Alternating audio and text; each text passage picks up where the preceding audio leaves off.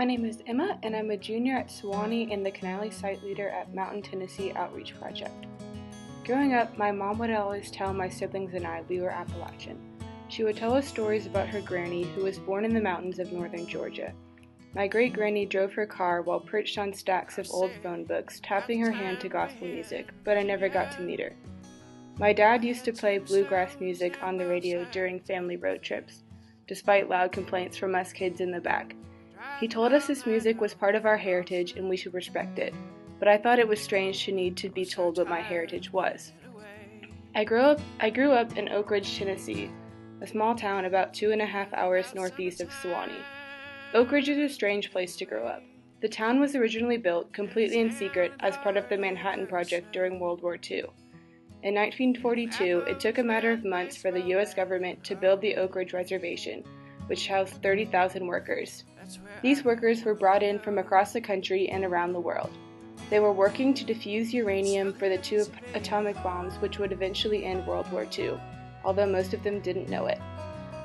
Today, Oak Ridge still houses a national laboratory, which recruits some of the world's top scientists. The population of the town is a bit of a hodgepodge, including nuclear physicists from around the world, descendants of laborers who came to work on the Manhattan Project, and then people like me, who seem to have ended up here for no particular reason at all. When I asked my Nana on my dad's side why she and Pop decided to move to Oak Ridge from Whitley County, Kentucky in the 1960s, she tells me it's because Oak Ridge wasn't too far from home and they didn't have a good auto body shop there yet. My Nana grew up dirt poor and married my Pop when she was just 16. They both knew that there was more to life than farming and coal mining, and so they moved up to Cincinnati as soon as they were married. There, my Pop got a good job in the automobile industry and went on to use the skills he learned to open up an auto body business in Oak Ridge. That business eventually grew into the commercial real estate business that my dad's family operates today. My Nana goes up to Kentucky often to visit our family, and my grandmommy on my mom's side is always talking about Aunt Becky, Aunt Brenda, Uncle Bob, Uncle Billy, Uncle Benny, the list goes on. But that part of my family and my heritage has always felt distant and foreign to me. My parents and my aunts and uncles went to private high schools and respected colleges. They went on to become doctors, lawyers, teachers, and business people. I grew up surrounded by people and cultures from all around the country and the world. I was exposed to views and ideas that differed from those of my mostly conservative family members. I was raised on a small farm and have always felt connected to the land in the mountains of East Tennessee. But the Appalachian culture has never felt like it's completely my own. It wasn't until I came to Sewanee and began to grapple with these conflicting feelings about my culture. As a freshman, I took Professor Yu's Child, Family, and Community Development in rural Appalachia. That class really opened up my eyes to what Appalachia is, including the culture, history, and struggles that so many Appalachian people face. It got me involved in the Appalachian communities surrounding Sewanee and introduced me to amazing people like Nadine Moore, an alderman on the Tracy City Council who I affectionately refer to as my Sewanee grandma. I didn't want my engagement and learning in the communities surrounding Sewanee to end after that first semester of freshman year. I was also eager to do something to make a positive change after learning so much about the struggles of the rural poor in Appalachia.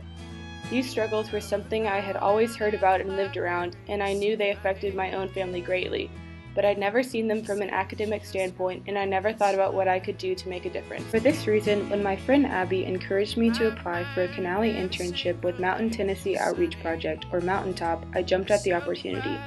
Mountaintop is a Methodist ministry that works to improve substandard housing and promote community growth in the Cumberland Plateau region. One of my first projects as an intern at Mountaintop was to create a timeline of the nonprofit's history. This involved conducting a series of interviews with the people who started Mountaintop back in the 70s. I spoke with community organizers like Reed Bradford and Emily Parton and learned how Mountaintop came to be a respected and welcomed organization in Grundy County. Later on, I had the opportunity to survey community members whose homes Mountaintop had repaired the previous summer.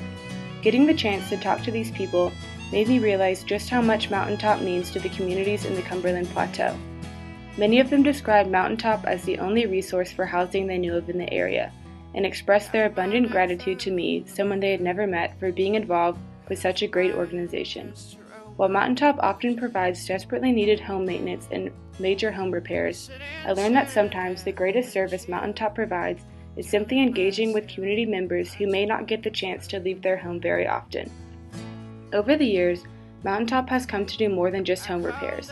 They put on day camps for local kids every summer, and last year, AmeriCorps Vista, Eva Alavone, and I worked on Mountaintop's first ever after-school program.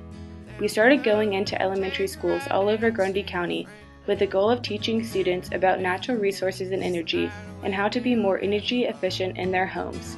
At first, I was very nervous to teach the lessons, and nervous that the lesson plans I made would completely flop. As it turns out, I've been blown away by the interest and appreciativeness of the kids in Grundy County.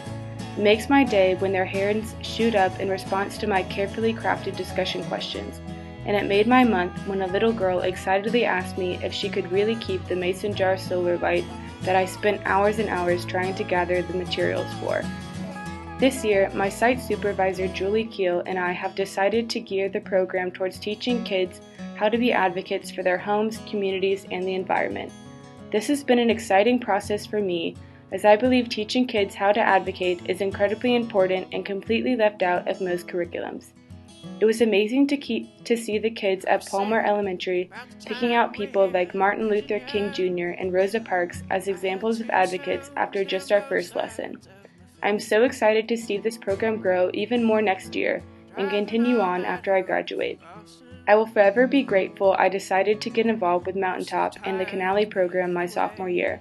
Doing this internship helps me to feel more connected to my Appalachian roots that I have grown up feeling so distant from, and more educated about the struggles that Appalachian communities face. Even more than that, it teaches me community organizing and leadership skills that will help me with my future career. Most importantly, the Canale program has taught me to always be mindful that the work I'm doing is benefiting the people and the communities I work with.